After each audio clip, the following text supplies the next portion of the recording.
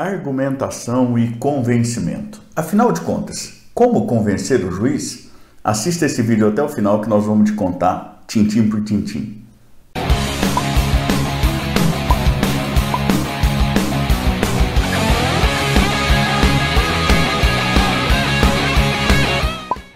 Eu sou o professor Thiago Caversan e compartilho semanalmente, aqui mesmo no canal, vídeos relacionados à teoria e à prática do direito, a partir já de vários anos de experiência como advogado e também como professor universitário.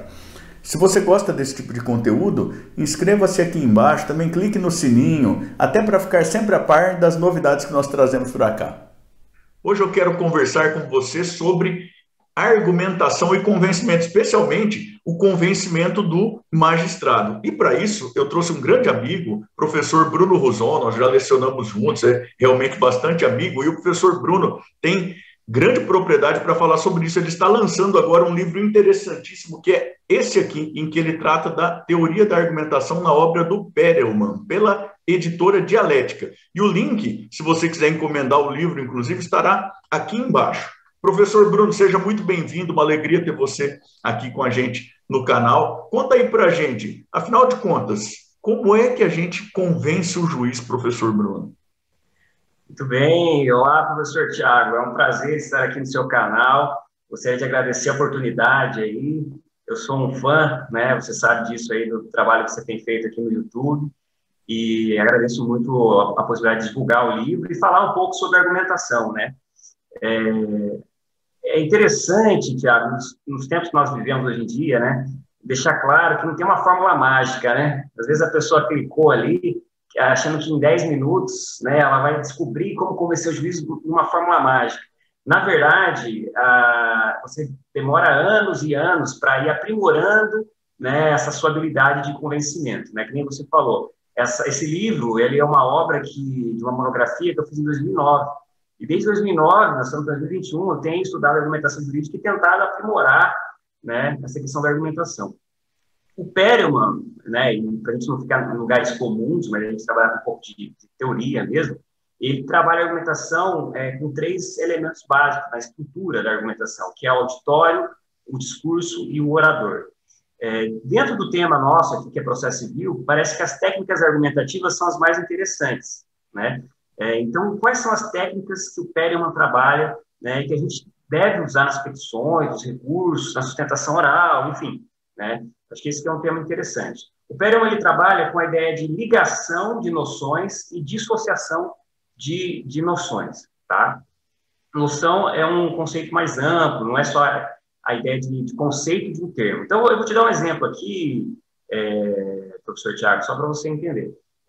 Lá no CDC, no Código de Defesa do Consumidor, e eu atuo muito nessa área, por isso que às vezes meus exemplos circulam em torno disso, né, você tem lá a possibilidade de inversão do ônus da prova. Nós sabemos que é um instrumento muito importante, muito bom, né, para você utilizar nos processos. E você tem lá 2 conceitos. Você tem a questão da verossimilhança como um dos pressupostos para a inversão, e você tem lá a hipossuficiência como um outro elemento para necessário a inversão do ônus da prova, né?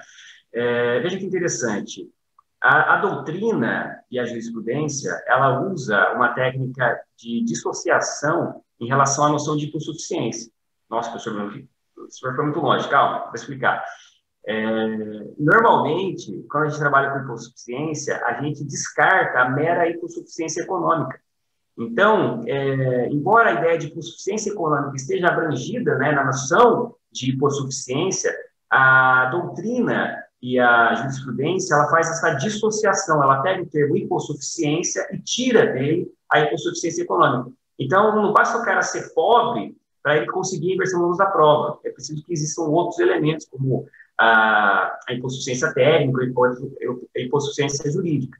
Então, veja, é o uso da dissociação. Eu pego uma noção que abrangeria, por exemplo, a hipossuficiência econômica e eu retiro ela trabalhando argumentativamente. Então, isso eu estou dissociando um termo. Eu posso também associar termos, tá? Eu posso trazer a ligação. E você faz isso o tempo todo conforme você está construindo o seu processo, né? É interessante, quando a gente fala da questão do dano moral, do dano estético, né? Houve sempre uma discussão muito grande, né? se era possível dissociar, seriam fenômenos distintos, né?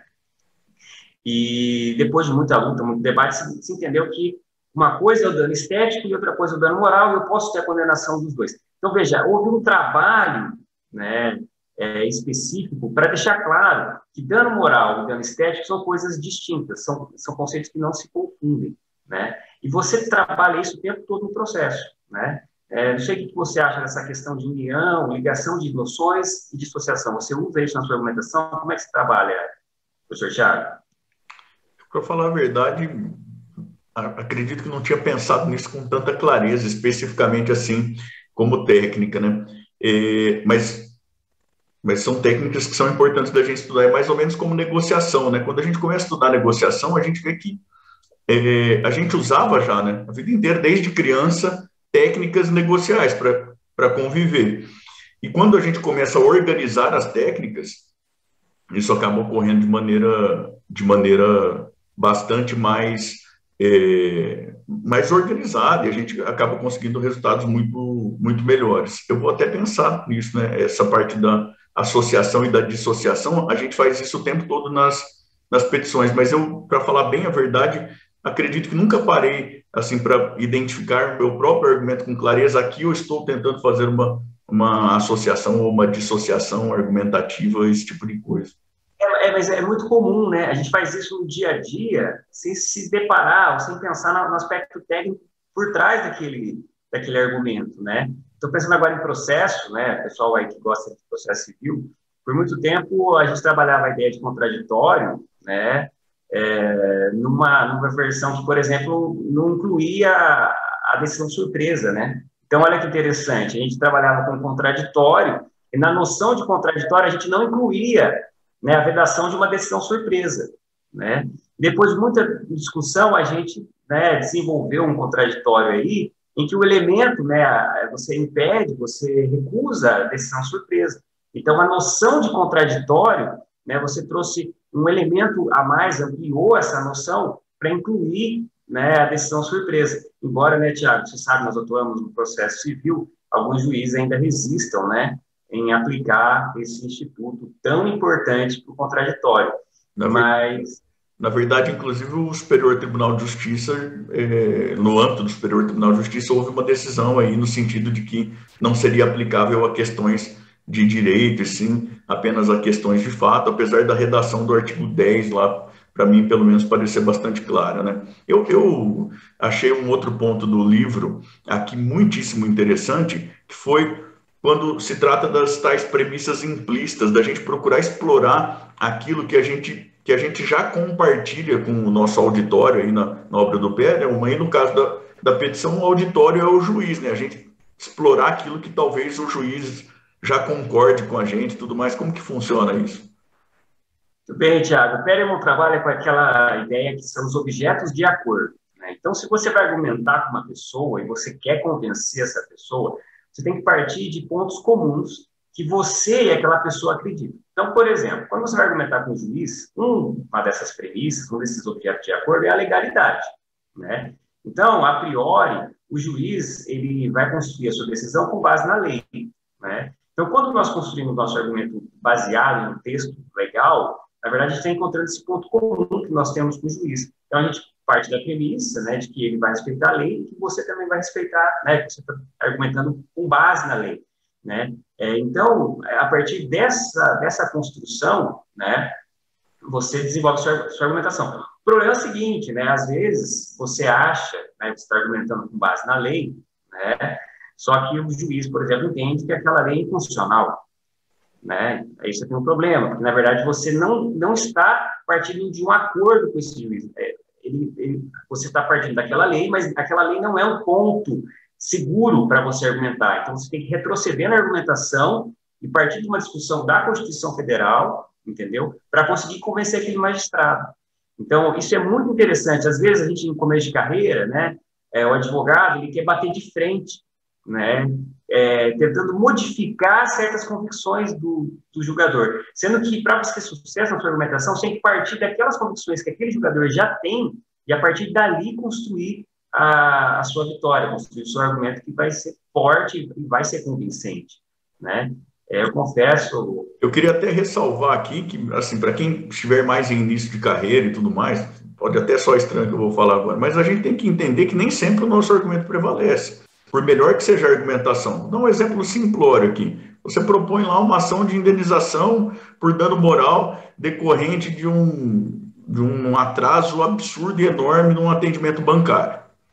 Há juízes que têm convicção formada já há bastante tempo, no sentido de que esse tipo de coisa não configura dano moral. Eu não quero aqui dizer nem se configura, nem se configura. O que eu quero dizer é que, para mim, parece, pelo menos, muito difícil que uma pessoa em um determinado processo isoladamente, por melhor que seja a capacidade de argumentação dela, que ela mude aquela convicção de direito formada pelo magistrado já faz muito tempo. E talvez daí seja interessante a gente, como técnica até, identificar bem as nossas argumentações de fato, e isso aí para mim parece que é muito importante que a gente trabalhe bem, e as argumentações de direito em que a gente vai ter um tanto quanto de limitação das convicções de direito que o próprio magistrado tem, né? Você deu um ótimo exemplo, Thiago. Eu lembrei de um caso concreto que eu vivi, né? Aqui em Londrina, a gente tem alguns juízes que realmente têm esse entendimento, né? Que não reconhecem dano moral quando há uma demora muito grande no atendimento bancário, né? E isso é muito forte. E o que acontece? Para tentar superar isso, né? Eu tive um caso aqui no escritório, só que a minha cliente, ela era uma mãe que estava com um neném de 2, 3 meses, e ela estava no banco para receber licença maternidade. E ela ficou, acho que 2 horas para receber essa licença. Então, o que eu fiz? Né? Presta atenção, pessoal. Eu tentei dissociar. Assim, tá bom, né? Então, em regra, né, não há dano moral nessas situações. Porém, né, eu fiz uma dissociação. Falei, nesse caso específico, você tem um elemento que é a ideia de uma mãe, uma criança de 2, 3 meses ali, que ela, inclusive, teve que amamentar no dia. Então, veja, eu dissocio. O juiz ele vai manter a convicção dele de que não tem dano moral em regra nesses casos. Só que a partir da dissociação que eu faço, ele pode olhar aqui e falar, não, realmente aqui houve uma divergência, ou uma situação excepcional, e eu vou conceder, né, vou julgar procedente o pedido. Então, é muito interessante fazer uso desses elementos, né, da dissociação, da união, ou se você quer trazer um caso. Veja interessante, quando a gente usa a questão dos precedentes, né, o que você está tentando fazer? Você está tentando fazer uma ligação, você está tentando falar, esse meu caso é igual a este caso aqui, né? Então, você está argumentando pela ligação de ideias. Então, uma técnica importantíssima. Então, assim, essa parte da argumentação, você usa no dia a dia, né? Mas é importante, né, professor Thiago, as pessoas entenderem que você tem que aprofundar a parte teórica também, né? Senão fica só na parte intuitiva, né? Você pode ter sorte, né, num argumento ou outro, mas o ideal é você construir isso com uma base sólida, você realmente estudar, né, para você conseguir melhorar a sua argumentação. Sem dúvida. Eu, inclusive, estava pensando aqui, enquanto você falava, exatamente sobre as técnicas relacionadas a precedentes, né? Se a gente pretende se beneficiar de um precedente de observância obrigatória, ou vinculante, ou nem precedente, né? Mas daquelas decisões lá do 927, em geral, o que a gente vai tentar é fazer uma associação, então, né? Que é uma comparação de ratio decidendi da construção do precedente com as circunstâncias do nosso caso. De outro lado, quando a gente quer escapar do precedente, então a gente usa uma técnica de dissociação que, no processo em geral, a gente chama de distinguishing, né? No meu caso, as circunstâncias são diferentes, então não dá para simplesmente aplicar o precedente. Acho que é mais ou menos por aí, né?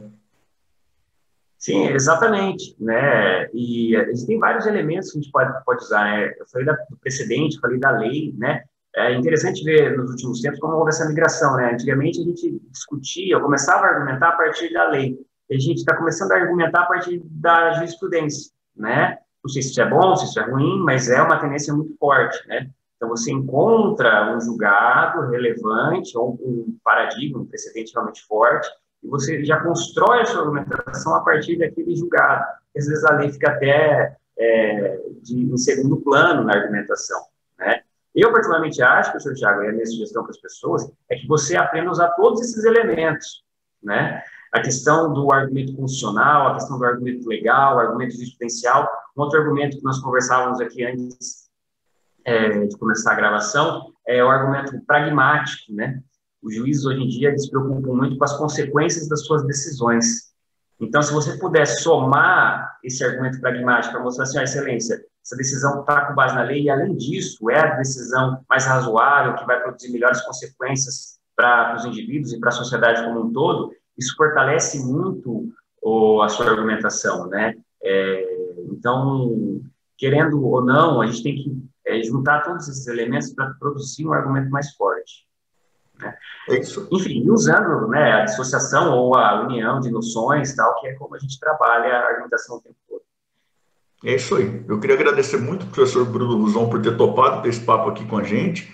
Queria dizer para você que ele trata dessa temática de maneira bem organizada mesmo, partindo inclusive dos clássicos gregos, nesse livro aqui do qual nós falamos lá no começo. O link para encomendar o livro está disponível aqui na descrição do vídeo. Eu também queria convidar você que nos assiste a conversar conosco pelos comentários aqui embaixo. Conte para nós de onde que é que você nos assiste, como você chegou ao vídeo, o que você faz, se você é estudante, se você já é profissional, vai ser um prazer aí interagir com vocês, tá certo? Eu também queria te convidar a continuar navegando aqui pelo canal, especialmente a partir deste vídeo aqui, em que eu trato da finalidade do direito. Afinal de contas, para que serve o direito? E também queria te convidar de novo, por favor, a se inscrever no canal, a clicar no sininho, a dar o seu joinha aí para o vídeo e a compartilhar o vídeo aí com outras pessoas para que ele pode ser interessante, tá bom? Até mais, tchau, tchau!